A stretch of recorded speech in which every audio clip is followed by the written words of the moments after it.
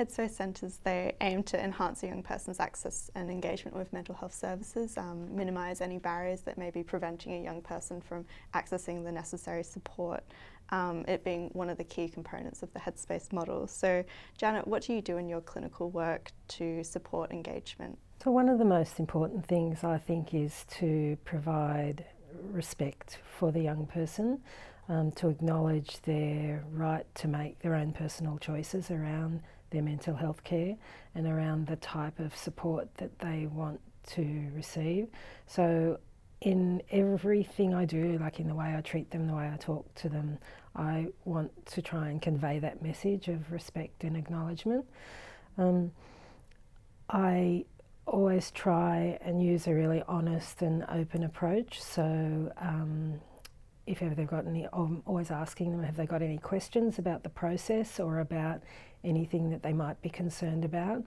I know that a lot of times when a young person comes to our centre, they'll be really worried about what's going to happen to them, or worried about, often they're worried about being labelled or about having something really like wrong with them. So providing reassurance is a really powerful thing. I always try and do that. Let them know about the knowledge that I have in terms of any assessments that they may have done or any information that we've gathered. So try and be as honest and open with them as possible. I always try to just be myself, not to be anything different. It helps, I think, to get on an even keel with someone, that I'm not trying to sort of sit myself like as the ally, although I am trying to be the ally, but they've come to me for help. And so I think one of the really important things about providing a non-judgmental service is to not try to be something other than what you are. So that's one thing that I try and do. Yeah. Also to let them know about the other services that are available both at Headspace and within our local community. Things like an LGBTI group, vocational support, some supports like exercise programs and things like that that are available, to link them in with other services and supports. Yeah, so there's some of the things that I try. And Rachel, you being from a regional centre, you mentioned before telepsychiatry as a way of breaking down that barrier for some young people. Is there anything else that you do to break those barriers down?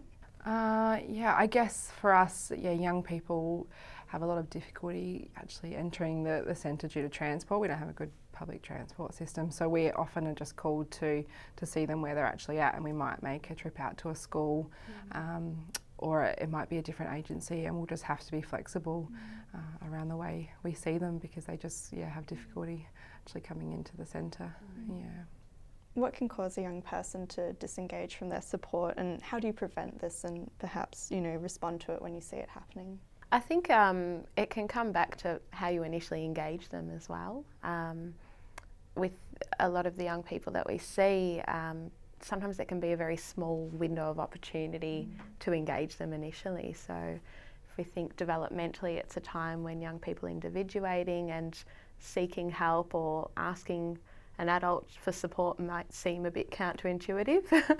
So I guess when they've built up the courage to ask for help, we need to respond quickly at that time, because otherwise, a negative response to help seeking can sometimes really discourage them further. So I think it's how you set it up, but I guess then moving into when you're working with someone and preventing disengagement, it comes down to their participation, I think, also in the sessions. I'm often very open, and I'll say to young people that they may not always like what I have to say, or there may be times when I might challenge them, and I wouldn't be doing my job if I'm not being challenging, and I might not be very helpful if I'm not providing an alternative explanation or a different way of supporting. So I'd encourage young people to talk about it if they feel that I've missed something, or if they feel that they disagree with something that's been said, or how things are shaping out in a session. I'd much rather talk about it than someone just not show up for their next session. So I think it's all in how you set things up.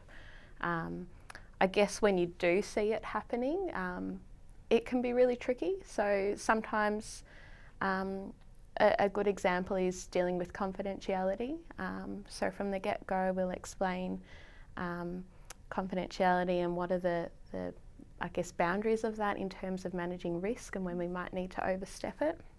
So there may be times when we do have to breach confidentiality to manage risk, and I guess when we do that, I tend to make it an open conversation with the young person to let them know, well, this is why I'm doing this, and understand that it's probably uncomfortable for them, but we have a duty there to act on things. So you know, when those conversations come up, it's often where people will disengage. So I might follow up with a phone call or say, oh, look, I want to check in with you after the session. I understand this has been really difficult. If you feel like someone has disengaged completely, another option might be sending a letter to explain that that yes, this was difficult and validate their emotional experience, but also invite them back to discuss it and help move forward. I think that can be really helpful sometimes. I think I'd like to add that quite often when a young person disengages, it's because they often reach a point in that therapeutic journey where they feel challenged, or there's something in them that needs a lot of attention and work and they're not quite ready. And now that I've seen that quite a few times, I often know now that disengagement means engagement again in the future. It's not actually the end of their journey, but that they've hit on something that they want to work on and they'll come back to us.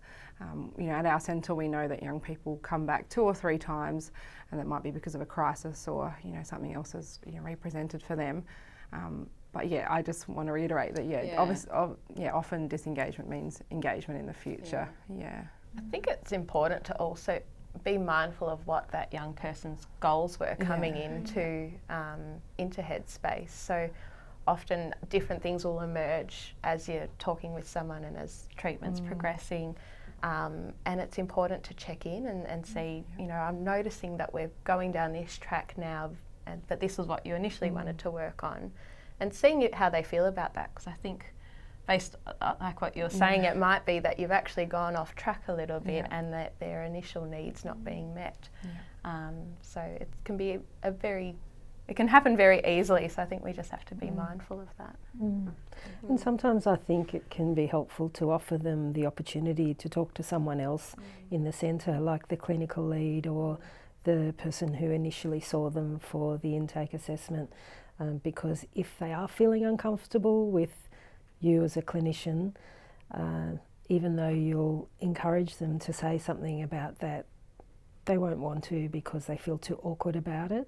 So there've been a couple of times when I've been able to get, say, the clinical lead just to check in with them, and sometimes you can have a useful conversation around that.